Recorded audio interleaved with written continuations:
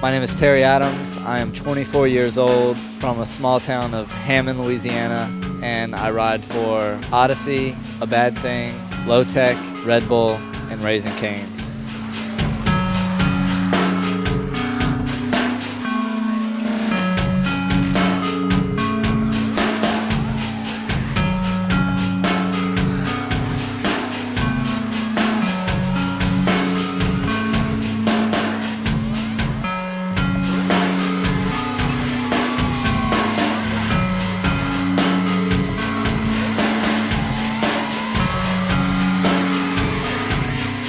I know you've been riding for a really long time.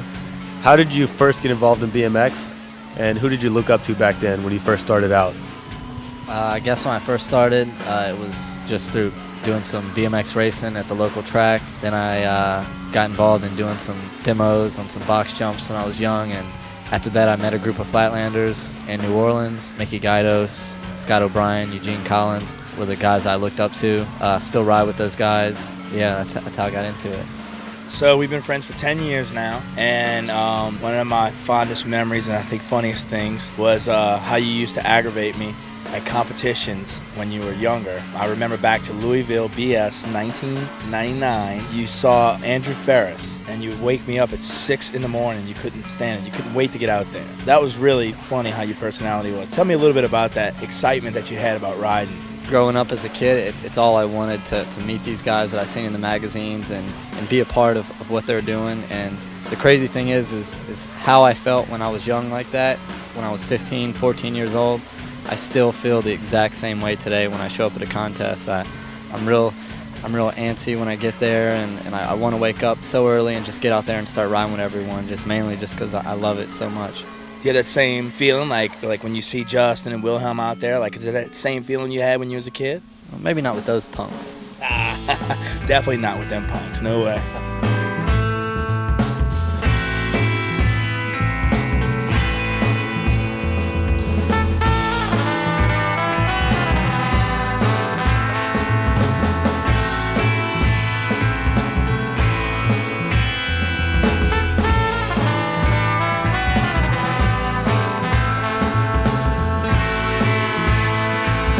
So when you were younger, you looked up to a guy like Marty Quopa, and then you grew up and you became on a competitive level with them.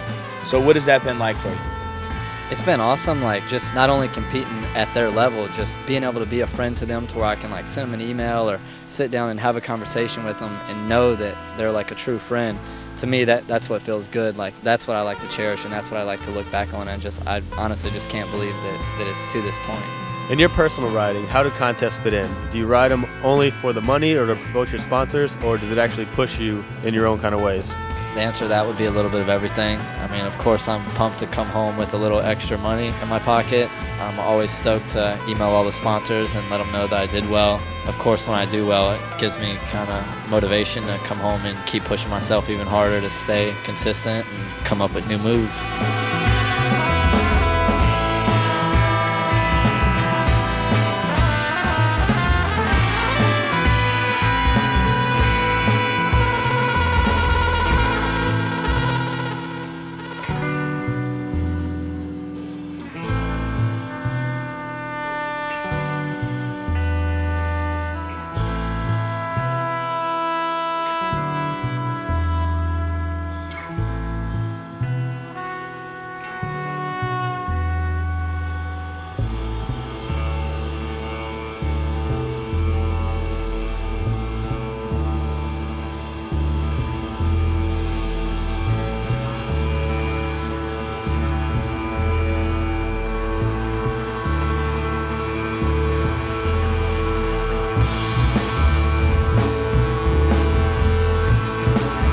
Where are some of your favorite places that Flatland has taken you? Japan, Singapore, Hong Kong, Costa Rica, Portugal, Korea, everywhere. So how do you see Flatland developing around the world? Actually, since they dropped Flatland from the X Games in 2004, it seems like to me that Flatland's taken a change for the better. All the events that are happening now, they're like rock concerts. The contests are focused on just Flatland. People aren't there to watch backflips. They're there to watch Flatland. The crowd's all hyped up. I mean, it's awesome. So I guess the answer to that would be the contests they're getting better and better every year. You travel a whole lot, but when you're gone, you never really like to stay any place for very long. You always like to get home as soon as you can. Why don't you like to experience all the places you go to? I like to experience them, but 5 days is pretty much going to be the max for me because I know when I come home there's another trip that's planned maybe a week or two after, so just trying to enjoy the house. I just like being at home. All my family's in the same town, and I just like that home life.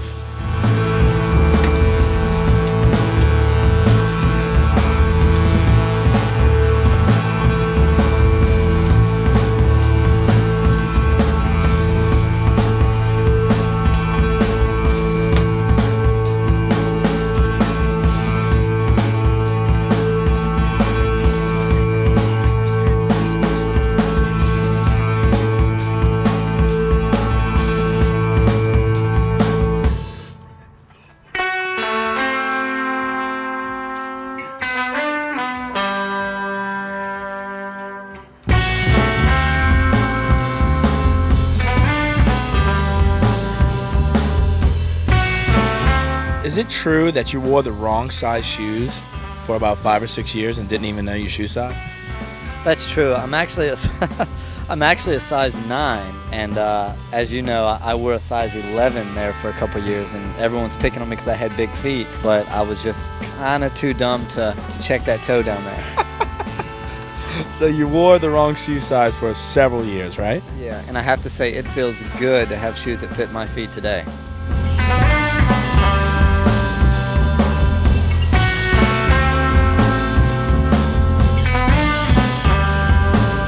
When you set out to film a props interview like this, do you go in it with the mindset that you're going to do stuff that you normally don't do when you're riding, like 180 off the stairs and dropping off the ledges? No, not really. I guess the reason I'm doing that for this interview is just because, like, I basically know a lot of street riders are going to watch it, so I guess in a way I'm trying to get, I guess, a little more respect than what the normal flatlander would get just riding in a parking lot. Do you think the core flatlanders are going to think you're selling out by doing something you don't normally do while you're riding? I guess in a way I really don't care what they think. I'm just kind of doing whatever's fun and kind of pushing myself to do something that I normally wouldn't.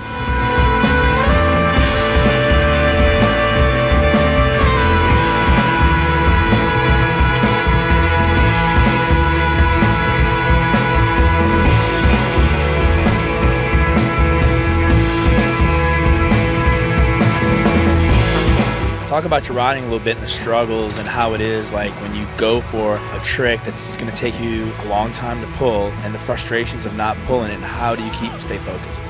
It all goes back to fun for me. Like, I'm never going to be that guy that's getting so stressed out that I'm slinging my bike, or to me all that's going to do is just create more negativity for the people around me and myself. If I'm falling, I'm getting really close, I try to use that as like more as motivation and like keep me stoked to keep trying to Keep it fun. keep it fun.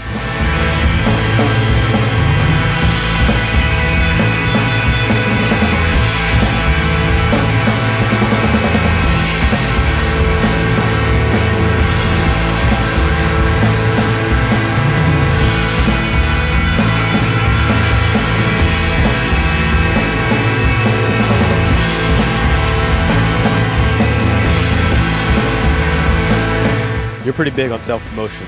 How do you promote yourself as a rider? I guess in the industry I've just kind of learned to promote myself as a BMX rider and not really just a flatland rider, because it doesn't really matter how big or small flatland is. If you can get the logo in a magazine or in a video, like, in my eyes it's the same promotion for that company. So as long as it's BMX and you're showing the logos, that's my main focus. Why is it important for you to shoot photos and videotape tricks in unique locations? I guess it's important for me because, like, if I go somewhere to shoot a photo, like, I want to make sure that it makes it in the magazine or on whatever video I'm shooting for. So if I can go somewhere a little bit out of the normal as just being in a parking lot, then I'll go shoot no matter where it's at, so it looks good and it makes it in.